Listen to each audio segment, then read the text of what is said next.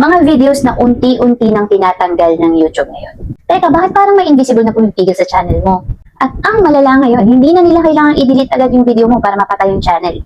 Binababaan na lang nila silently ang distribution mo. Alam mo, normal lang na basta-bastang bumababa o pababa ng pababa yung views ng mga videos mo. Pero ang totoo, possible na na-flag na pala ang content behavior ng channel mo.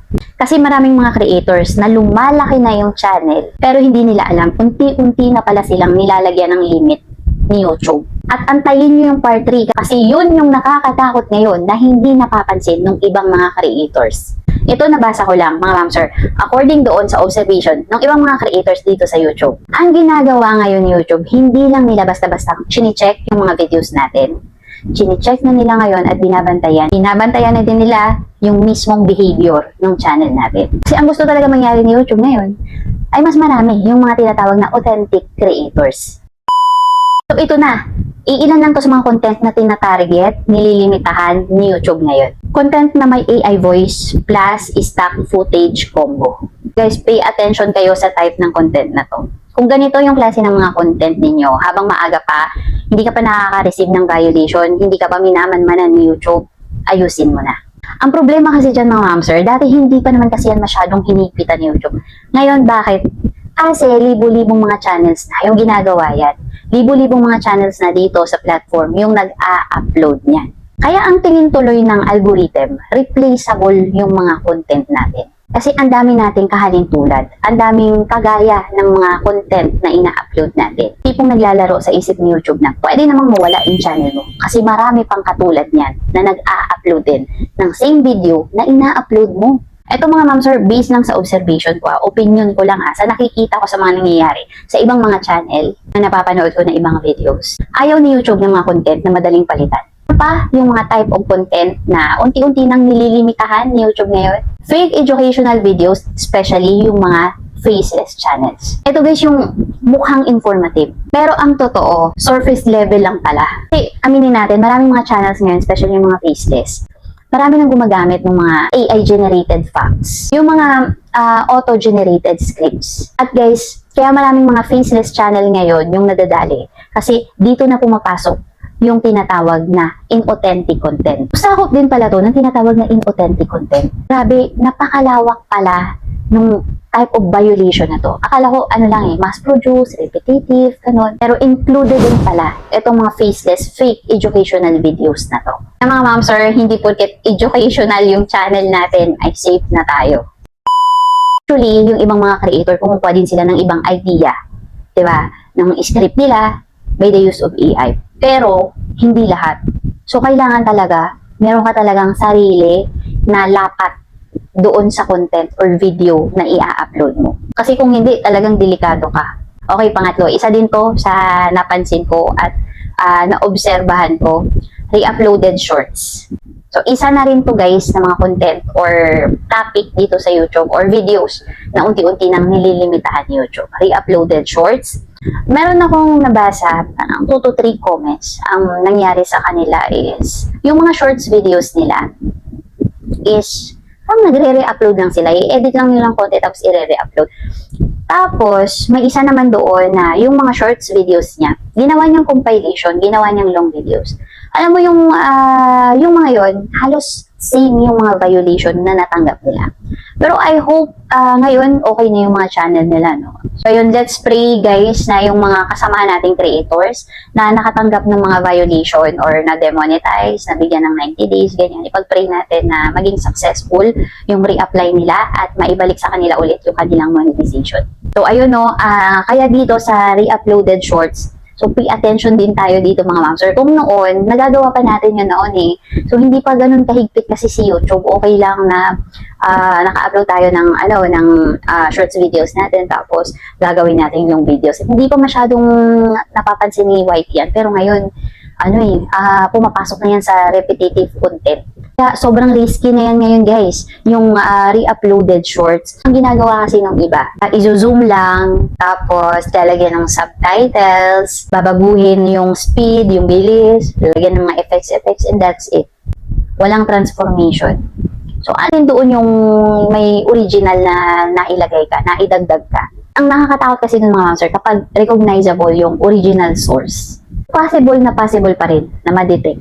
Lalo na ngayon, mahirap na magbiro sa matching system ni YouTube. Kaya yan yung hindi alam ng karamihan, guys, na bawat kibot talaga natin, bawat galaw natin sa channel natin, alam ni YouTube, alam niya yung mga pinanggagawa natin dyan. Dito na tayo sa part 3, yung nakakatakot na hindi napapansin ng ibang mga creator ngayon. So, sabi ko nga, ito yung scary part, diba? Ito, hindi agad dinidelete ni YouTube yung mga videos natin kapag may nakitang, ayan, for example, may nakitang kalokohan na pinagagawa ka dun sa channel mo or may nakitang mali na ginagawa ka or ipinagbabawal na sa YouTube. Pero ginagawa mo pa rin. So, hindi agad-agad dinidelete ni YouTube. Based doon sa nabasa ko, guys, ang ginagawa lang nila ngayon, unti-unti na nilang binabawasan yung impressions. Kaya mapapansin natin, mga ma'am, sir, kung before, umaabot yung mga upload na videos natin, yung mga uploaded videos natin sa shorts ng mga 10k views. So, ngayon magtataka ka bakit nasa 200 na lang, 300, 500. There's something wrong. Ano pa? Unti-unti nang nililimitahan yung recommendations. Kaya pala nung mga nakaraan, merong channel na nagtanong sa akin eh. Actually, ang ganda ng mga in-upload niyang videos. AI channel siya eh. Yung mga in-upload niyang videos sa shorts. Nakita ko nga din talaga na yung mga first upload niya, ang lalaki ng views. Tapos, parang hindi ka panipaniwala yung mga recently upload niya, yung mga bagong upload niya. 0 view, 1 view. O, karamihan talaga, parang hindi na talaga totally nire-recommend ni YouTube. Pay attention tayo doon kasi hindi man, di ba, hindi man tayo binabatuan ng violation ni YouTube, pero dinadaan niya pala sa ganung sistema. Ang hirap na talaga ng labanan sa YT ngayon. Patibayan na talaga.